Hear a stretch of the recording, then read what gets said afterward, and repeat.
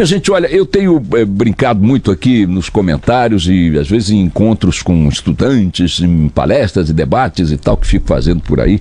Amanhã vou fazer um em Belo Horizonte, dizendo o seguinte: cadê o país que era caricaturado como o país onde o povo só se interessava por carnaval e futebol? Vejam, a seleção brasileira jogou ontem, bem verdade, um joguinho mequetrefe de quinta categoria, chato pra chuchu, mas tudo bem. Foi um jogo da seleção brasileira, um clássico do futebol mundial, contra a Inglaterra, né? No histórico estado de Wembley, né? E já enfrentamos ali jogos dificílimos, jogos memoráveis. O confronto Brasil-Inglaterra tem registros muito bacanas, são duas grandes seleções com histórias, campeonatos mundiais e tudo mais. Cadê o jogo da seleção brasileira na primeira página dos jornais hoje? Para não dizer que não tem um único registro, o Globo fez uma pequenina foto no canto inferior direito de sua primeira página para registrar o empate de ontem, que ele chama de empate sem graça. Tem um jogador dando uma cambalhota, acho que é o Neymar, né? Quem é esse jogador? É o Neymar, né? O Neymar dando uma cambalhota no chão, sendo derrubado e tal.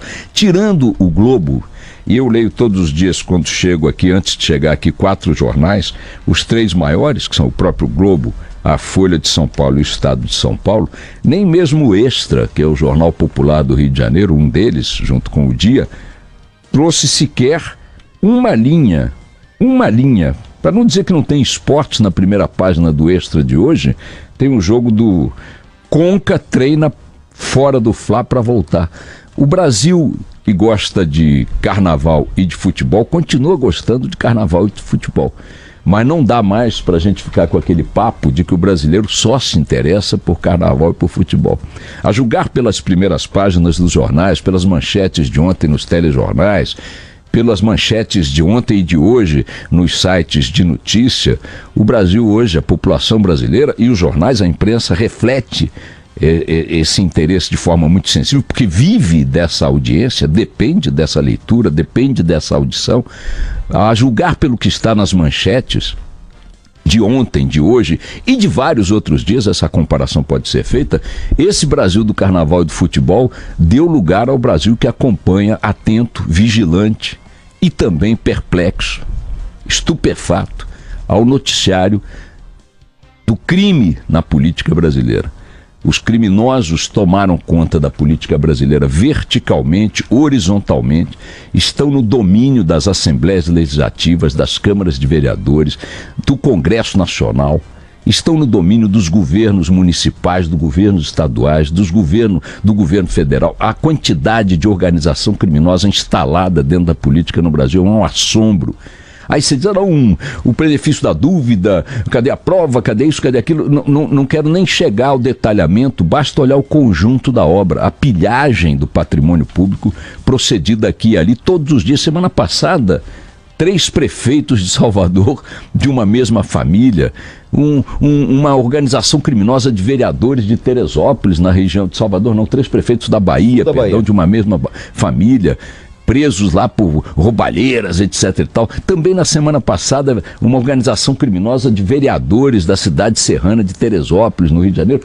Todos os dias, às dezenas, todas as semanas, eu diria, às dezenas, as notícias flagrando, mostrando os flagrantes das polícias, envolvendo políticos, envolvendo gestores públicos, envolvendo corporações, funcionários.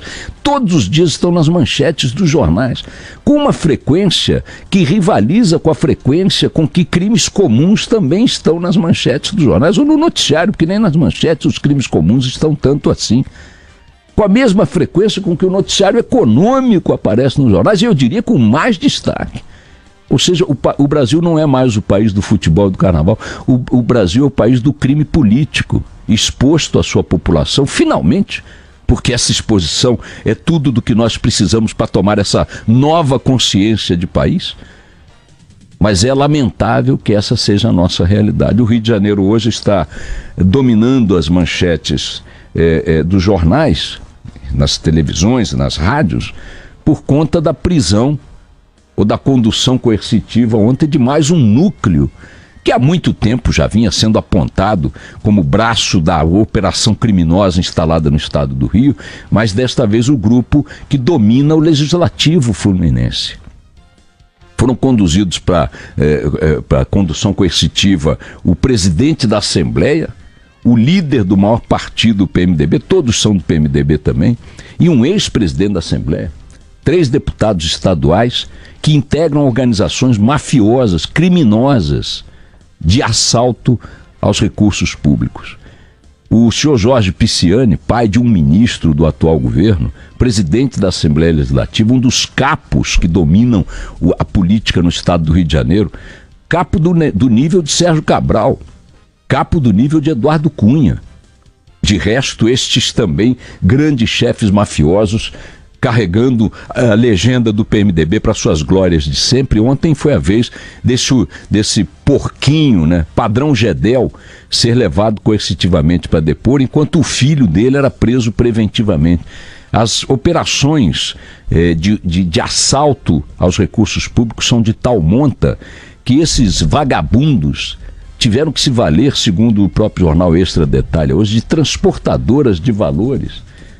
Tal a soma de grana que movimentavam para cima e para baixo. O álibi, sempre eles têm álibis, é de que eles enriqueceram vertiginosamente com atividades do agronegócio. Eu pergunto a qualquer empresário do agronegócio que possa olhar os números da evolução patrimonial desse grupo, se isso é real. A polícia conta que eles vendem gado, lavando dinheiro na venda de gado, gado que vale 2.000, eles vendem por 20, fazem operações de dissimulação, de ocultação de dinheiro, de transporte de dinheiro para cima e para baixo, numa ação escandalosa. Agora, o poder é tamanho que um outro mafioso, que ainda não foi algemado, que é o atual governador do estado do Rio de Janeiro, o senhor Pezão, que esteve ao lado do quadrilheiro Sérgio Cabral durante 2 mandatos, foi seu escolhido para sucedê-lo, tentou, numa jogada típica de máfia, típica de organização criminosa, livrar a cara de um desses deputados, que foi conduzido coercitivamente, e aliás, contra os 3 conduzidos ontem, há um pedido de prisão do Ministério Público Federal, a ser julgado provavelmente amanhã pelo Tribunal Regional Federal do Rio de Janeiro. Os desembargadores lá federais vão decidir se Pisciani, Paulo Melo e o outro tal de... como é que chama o terceiro? Albertassi, se eles vão ser presos, porque ontem só puderam ser conduzidos coercitivamente porque há necessidade de uma autorização do Tribunal Federal para que eles sejam presos. E essa decisão vai ser tomada amanhã. A expectativa é de que eles sejam presos, mas numa operação criminosa, mostrando a articulação da máfia nos poderes, o governador Pezão tentou nomear esse Albertassi, a toque de caixa, como conselheiro do Tribunal de Contas do Estado. Tribunal de Contas do Estado em que 6 dos 7 conselheiros foram presos por corrupção. Vou repetir, 6 dos 7 conselheiros do Tribunal de Contas do Estado, todos nomeados pelo esquema político, quase todos eles ex-deputados da Assembleia Legislativa, foram presos, 6 dos 7. O Pezão tentou a toque de caixa nomear esse Albertassi para o Tribunal de Contas do Estado, para garantir-lhe foro privilegiado no STJ. E aí tudo que dissesse, que tivesse relação com os crimes do Albertassi, e todos os demais criminosos ali têm relação com os crimes, eles são crimes de ação comum, teriam que ir para o STJ para cair no foro privilegiado, né? Nos corredores, nas gavetas, na prescrição de penas e tudo mais, de crimes e tudo mais, né? Então, vejam o grau de ousadia explícita das quadrilhas que dominam as instituições no Rio de Janeiro. A Assembleia Legislativa está na mão de quadrilheiros. O governo do estado do Rio de Janeiro está na mão de bandidos, de quadrilheiros.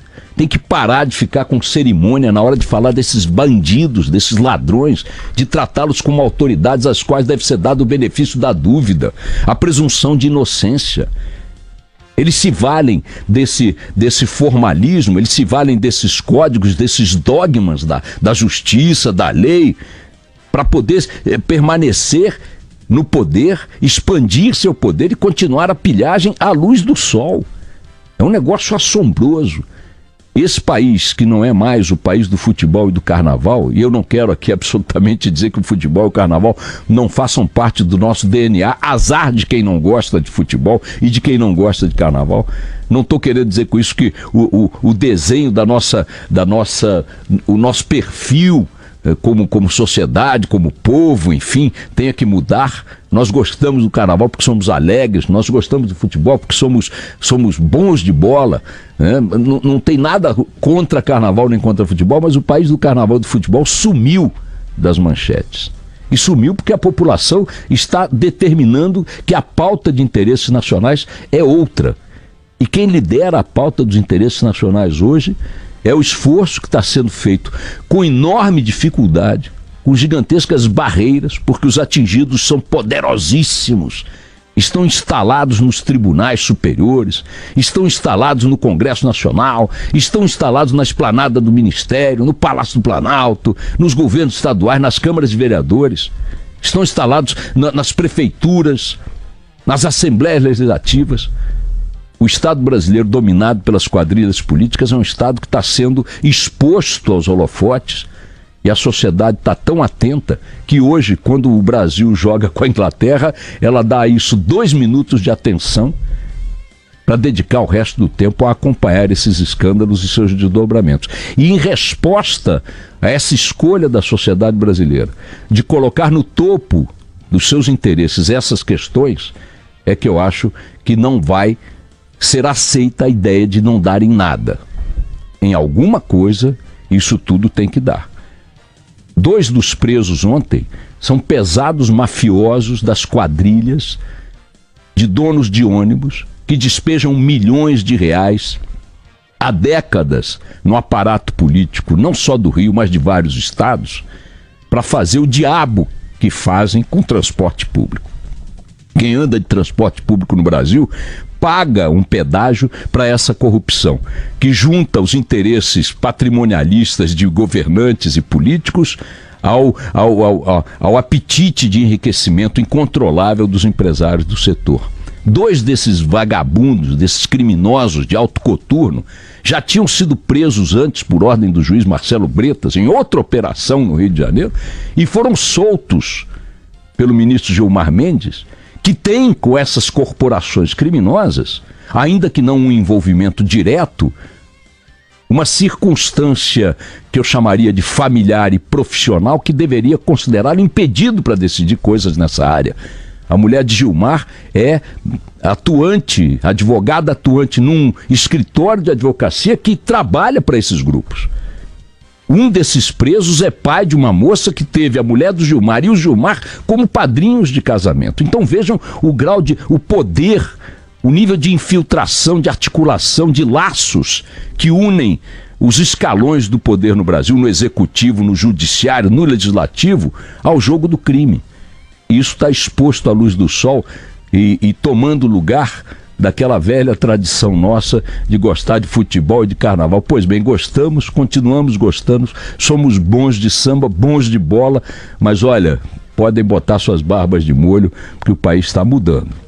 Vocês não pedem por esperar. O castigo vem aí para essa canalhada toda. Vamos lá.